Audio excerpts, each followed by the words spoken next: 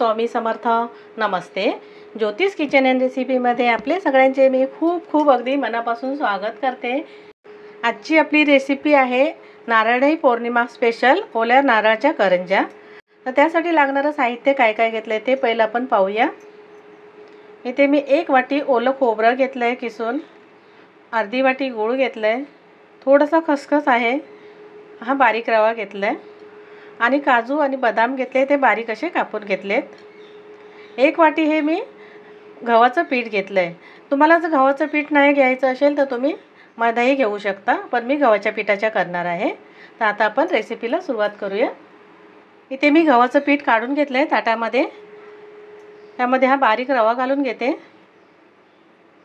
2 ते 3 चमचे घालून घ्यायचं. थोडंसं मीठ घालते चवीप्रमाणे, जास्त नाही घालायचं, थोडंसंच, आणि मिक्स करून घेते. इथे आता मी मिक्स करून घेतलं आहे पीठ. मी इथे तेल गरम केलं, 2 चमचे भरून तेल घालून घेते मी.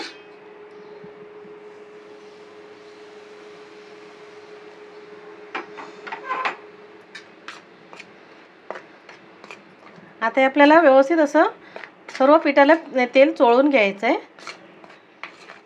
इथे मी गरम तेल घातलं आणि सर्व तेल असं पिठाला चोळून घेतलं आहे, तेल मिक्स करून घेतलं आहे व्यवस्थित. तर थोडं थोडं पाणी घालते आणि पीठ मळून घ्यायचं आहे. जास्त पातळी नाही करायचं, थोडंसं घट्टसरच ठेवायचा गोळा असा. इथे आता थोडं थोडं पाणी घातलं आणि पीठ मी मळून घेतलं आहे. आता आपल्याला हे झाकून ठेवून द्यायचं आहे थोड्या वेळासाठी, तोपर्यंत सारण बनवायला घेऊ. इथे मी आता सारण बनवायला घेते. गॅसवर कढई ठेवली आहे. थोडंसं तूप घालून घेते, अर्धा चमचा एवढं घालून घ्यायचं आहे. इथे तूप घालून घेतलं, गॅस कमी केला आणि हे जे काजू आणि बदाम आपण कापून घेतलेले ते थोडेसे परतून घेते तुपामध्ये. असेल तर घालायचं, काजू बदाम नाही घातले तरी चालतं, पण घातलं तर कसं थोडं चांगलं वाटतं, खायला छान वाटतं. इथे काजू आणि बदाम थोडेसे परतून घेतले तुपामध्ये, काढून घेते मी काजू आणि बदाम भाजून घेतलेत आणि त्यातच आता हे खसखस घालते. तोही थोडासा परतून घ्यायचा आहे. त्यातच आता मी खोबरं घालून घेते.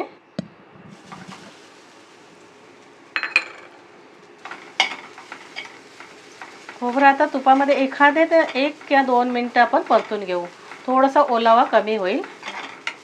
इथे खोबरं घातलं मी आणि तुपामध्ये 2 मिनटं फक्त परतून घेतलं.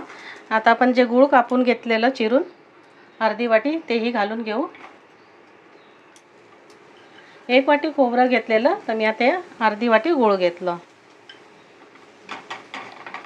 आता आपल्याला गूळ वितळेपर्यंत परतून घ्यायचं आहे, खोबरं आणि गूळ. इथे आता गूळ वितळलं गेलं आहे, आपले सारण तयार झालं आहे. मी आता गॅस बंद करते आणि थोडीशी वेलची पावडर घालून घेते आणि हे जे काजू आणि बदाम आपण तुपामध्ये परतून घेतलेले तेही घालून घेतले. व्यवस्थित मिक्स करते. आपलं सारण बनवून झालं आहे आणि आता ते पीठ पण आपण झाकून ठेवलेलं मळून थोडंसं तेल घालते मी आणि परत एकदा थोडं मळून घ्यायचं आहे.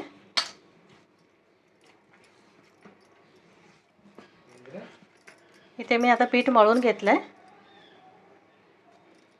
छोटंसं एक असा गोळा घेतला आहे. आता लाटून घेऊ. थोडंसं पीठ लावून घेतलं आहे आणि लाटून घेते.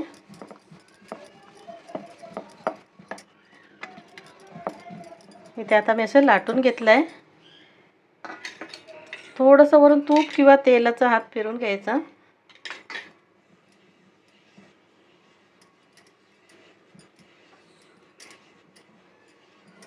आणि हलकंसं पीठ टाकून घेते वरती. मी गव्हाचं पीठ आहे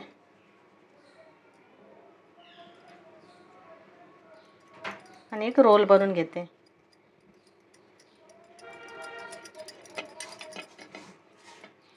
आता हे कापून घेते.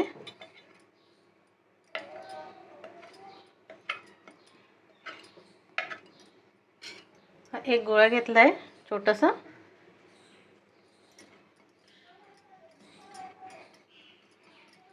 पीठ लावते हलकं थोडंसं आणि लाटून घेते.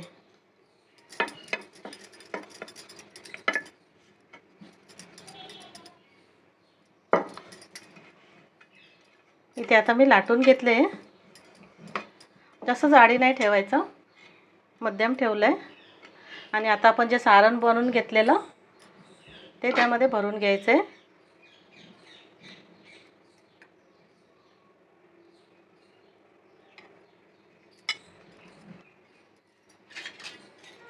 आणि हे आमच्याकडे याला चिरणं बोलतात. हे बाजूचे कापून घ्यायचं असं साईडला. इथे आपली करंजी तयार आहे.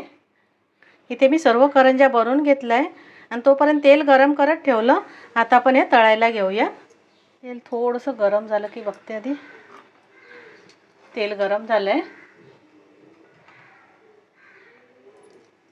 आता आपण ही करंजी सोडू. मस्त असे छान होतात त्या खुसखुशीत अशा करंज्या.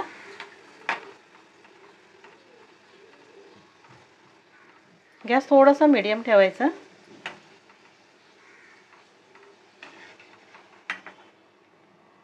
इथे ही करंजी तळून झाली आहे. इथे तयार झालं आपलं नारळी पौर्णिमा स्पेशल गव्हाच्या पिठाच्या ओल्या नारळाच्या करंज्या केल्या आहेत मी. जर तुम्हाला ही माझी रेसिपी आवडली असेल तर लाईक शेअर सबस्क्राईब करा. थँक्यू.